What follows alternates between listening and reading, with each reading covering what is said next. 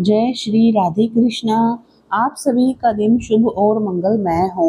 भगवान श्री कृष्ण और राधा रानी की कृपा आप सभी भक्तजनों पर बनी रहे। आज आप सभी सुनेंगे वैशाख मास की कथा, अध्याय 2।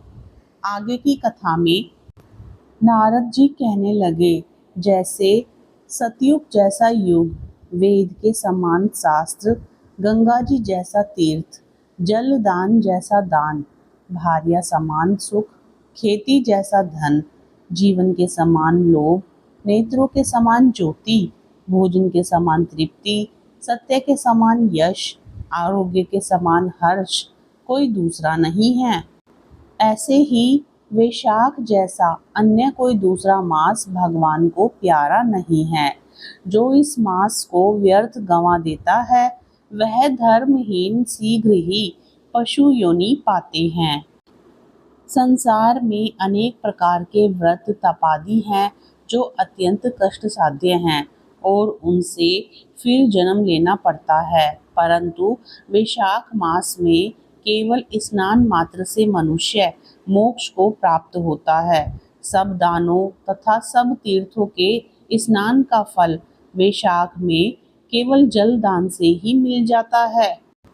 जिसमें जल दान देने को भी शक्ति ना हो, वह दूसरे से दान दिलवाए, उनका भी वही फल होता है। जो पथिकों के लिए प्याऊ लगाता है, वह अपने कुलों का उद्धार करता है।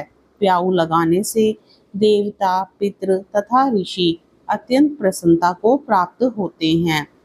जो बल की इच्छा हो तो जलदान, जो पवन की इच्छा हो तो पंखा वैशाख मास में दान दे। जो प्यासे को जल पिलाता है, वह राजसूय यज्ञ का फल प्राप्त करता है। जो धूप और पसीने से व्याकुल ब्राह्मण पर पंखे से हवा करता है, वह सब पापों से रहित हो गरुड़ के समान हो जाता है। और ब्राह्मण को पंखा दान ना करने वाले अनेक प्रकार के वात आदि से दुखित हो नरक वास करता है। जो थके हुए ब्राह्मण पर कपड़े से ही हवा करता है, वह पापहीन होकर भगवान की सायुज्य मुक्ति पाता है। और जो शुद्ध हृदय से ताड़ का पंखा दान करते हैं, वे यमदूतों का तिरस्कार करते हुए वैकुंठ को पाते हैं। जूते दान करने वाले को ना इस संसार में दुख होता है और ना ही नरक यातना भोगनी पड़ती है। ब्राह्मण के याचना करने पर खड़ाऊ दान करने वाला राजा होता है। जो मार्ग में आश्रम के लिए घर बनाता है, उसका फल ब्राह्मण भी वर्णन नहीं कर सकते। जो अतिथि ब्राह्मण को भोजन करावे, उसके फल का भी कोई विस्तार नहीं। अन्न दान पाने वाला अपने माता पिता को भी भूलकर दान ही को अपना सर्वस्व मानता है। माता पिता तो केवल जन्म के दाता हैं, इसलिए विद्वान लोग अन्न देने वाले को ही पिता कहते हैं। जो मनुष्य वैशाख मास में ब्राह्मण को सुंदर चारपाई का दान करता है और उस पर सोए हुए ब्राह्मण को हवा करता है, तो संपूर्ण धर्मों के साधन से उसका शरीर निरोग रहता है। वह योगियों से ही भी दुर्लभ मोक्ष पद को पाता है। उसके पाप ऐसे ही जल जाते हैं जैसे अग्नि के स्पर्श से कपूर। उस पलंग पर ब्राह्मण के सोने से जीवन भर के जाने व अनजाने किए हुए पाप नष्ट हो जाते हैं। वह इस जन्म में सुखों को भोगता है, उनके कुल की भी वृद्धि होती है, यश और धैर्य मिलता है। जो वैशाख मास में ब्राह्मण को सुंदर तकिया दान करता है, उसके सभी पाप नष्ट हो जाते हैं। बिना उसके मनुष्य सुख पूर्वक सो नहीं सकता और पृथ्वी का राज्य भोगता हुआ 7 जन्मों तक सुखी, धर्मपरायण तथा विजयी होकर अपने 7 कुलों सहित मोक्ष को प्राप्त हो जाता है। जो वैशाख मास में चटाई या आसन का दान करता है, जैसे जल में पड़ी हुई वह भीगती नहीं, जल से अलग रहती है, वैसे ही मनुष्य संसार के सब धर्मों से अलग रहता है।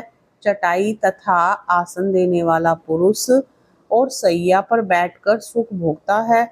जो कुमकुम का दान करता है, वह सार्वभौम राजा होता है। जो जल से भीगी हुई चंपा तथा कुश का दान करता है, वह सब पापों से दूर होकर सर्व सुखी देवताओं की सहायता से मोक्ष प्राप्त करता है। जो मेष संक्रांति में केतकी और मल्लिका का दान करता है, जो सुपारी, सुगंधित द्रव्य तथा नारियल का दान करता है, वह 7 जन्म तक ब्राह्मण के घर जन्म लेकर 7 कुलों सहित विष्णु को प्राप्त होता है। जो ब्राह्मण के विश्राम के लिए मंडप बनाकर देता है, उसका अनंत फल होता है। जो छाया मंडप बनाकर बालू गिरवाकर प्याऊ लगाता है, वह भी स्वर्ग का स्वामी होता है। जो रास्ते में बाग, तालाब, कुआं, बावली, प्याऊ आदि लगवाता है, मानो धर्म उसका पुत्र ही है। उत्तम शास्त्रों को सुनना, तीर्थ यात्रा, जलदान, सत्संग, अन्नदान, पीपल का वृक्ष लगाना तथा पुत्र, यह समान ही है। ऐसी संतान देवताओं को भी दुर्लभ है। जिनके संतान ना हो, उनको इनमें से एक काम अवश्य ही करना चाहिए। इस प्रकार बैसाख मास की कथा अध्याय 2 संपूर्ण होती है।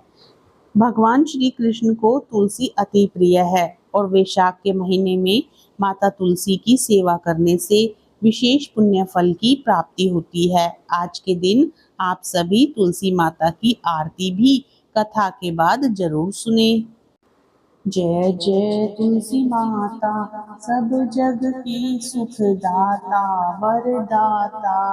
जय जय तुलसी माता, सब योगों के ऊपर, सब रोगों के ऊपर, रुझ से रक्षा करके भव त्राता।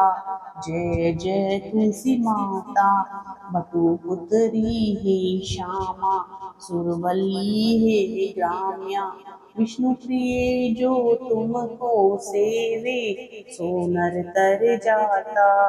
जय जय तुलसी माता, हरि के शीश विराजत, त्रिभुवन से हो वंदित, पतित जनों की तारणी विख्याता।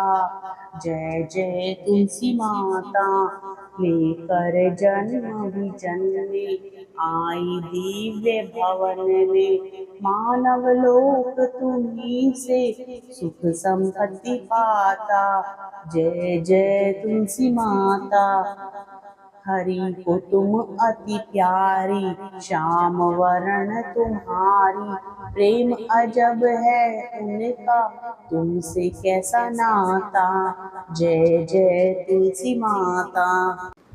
प्रेम से बोलिए तुलसी माता की जय। भगवान श्री कृष्ण राधा रानी की जय। आपको कथा पसंद आए तो लाइक जरूर करें। चैनल पर यदि आप पहली बार आए हैं तो चैनल को सब्सक्राइब भी जरूर करें।